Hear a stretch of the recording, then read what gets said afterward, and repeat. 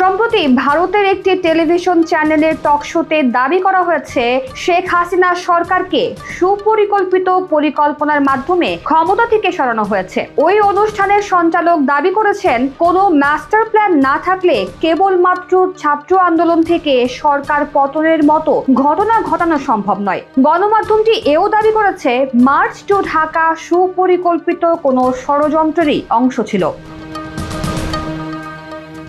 সবচেয়ে চাঞ্চল্যের তথ্য এই যে ভারতীয় ওই গণমাধ্যমের দাবি, বাংলাদেশের গোয়েন্দা সংস্থার তৈরি করা একটি প্রতিবেদন তাদের হাতে এসে পৌঁছেছে এবং সেই প্রতিবেদনে এমন কিছু মানুষের নাম উঠে এসেছে যারা সরাসরি আওয়ামী লীগ সরকার পতনের পেছনে সক্রিয়ভাবে কাজ করেছে।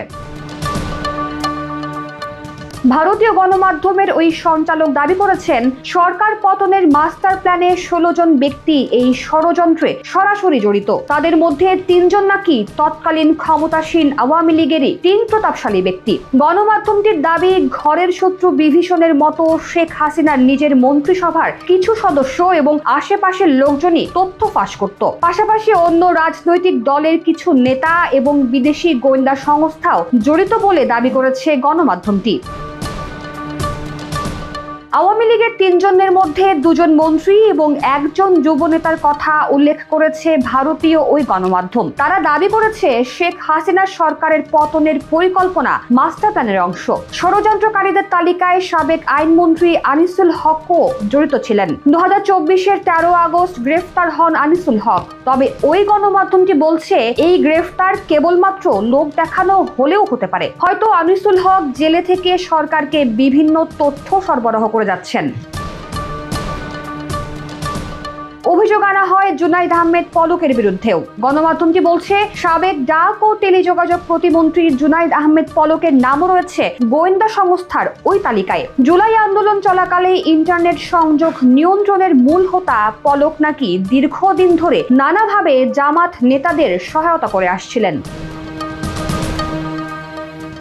সরকার পতনের পরে বিমানবন্দর থেকে গ্রেফতার করা হয় জুনাইদ আহমেদ পলককে। এই গ্রেফতার প্রসঙ্গে গণমাধ্যমটির দাবি, পলকের এই গ্রেফতার এক প্রকার আত্মসমর্পণ ছিল। হয়তো পলক কারাগারে বসে সুযোগ সুবিধা পাচ্ছেন, পাশাপাশি আওয়ামী লীগের আভ্যন্তরীণ তথ্য হয়তো সরকারকে সরবরাহ করছেন। উঠে আসে সাদ্দাম হোসেনের নামও। ছাত্রলীগ সভাপতি সাদ্দাম হোসেন শেখ হাসিনা সরকারের পতনের পর থেকে নিখোঁজ। ধারণা করা হচ্ছে বাংলাদেশে নেই তিনি। ভারতীয় ওই গণমাধ্যম বলছে, আগস্টে আওয়ামী লীগের এত নেতাকর্মী দেশ ত্যাগ করতে গিয়ে ধরা পড়লেন, সেখানে সাদ্দাম হোসেন কিভাবে নিরাপদে সরে যেতে পারলেন। বারবার ফোনালাপের কথা উল্লেখ করা হয় ভারতীয় গণমাধ্যমের ওই টকশোতে, যদিও প্রমাণ হিসেবে কোনো রেকর্ডিং তারা উপস্থাপন করেননি। তারা আরো বলে, বাংলাদেশ সরকারের গোয়েন্দা সংস্থাগুলো সরকারের পতনের মাত্র 7 দিন আগে ষড়যন্ত্র সম্পর্কে জানতে পারে। ভারতীয় গোয়েন্দা সংস্থাগুলোই নাকি বাংলাদেশের গোয়েন্দা সংস্থাকে এই ষড়যন্ত্রের বিষয়ে তথ্য দিয়েছিল।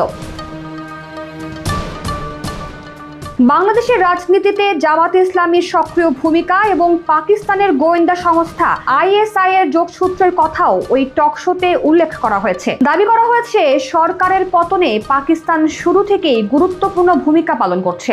ঢাকায় ISI এর কার্যক্রম বেড়ে যাওয়ার কথাও এই টকশোতে বলা হয়েছে। এদিকে ভারতীয় ওই গণমাধ্যমটির এই প্রতিবেদনে উত্থাপিত অভিযোগ এবং তথ্যের সত্যতা এখনো যাচাই করা সম্ভব হয়নি। এটি কি নিরপেক্ষ সাংবাদিকতা নাকি রাজনৈতিক প্রোপাগান্ডা, সে বিষয়ে প্রশ্ন উঠেছে। অনেকেই মনে করছেন, প্রতিবেদনটি 2 দেশের রাজনৈতিক সম্পর্ককে প্রভাবিত করার উদ্দেশ্যে তৈরি করা হতে পারে।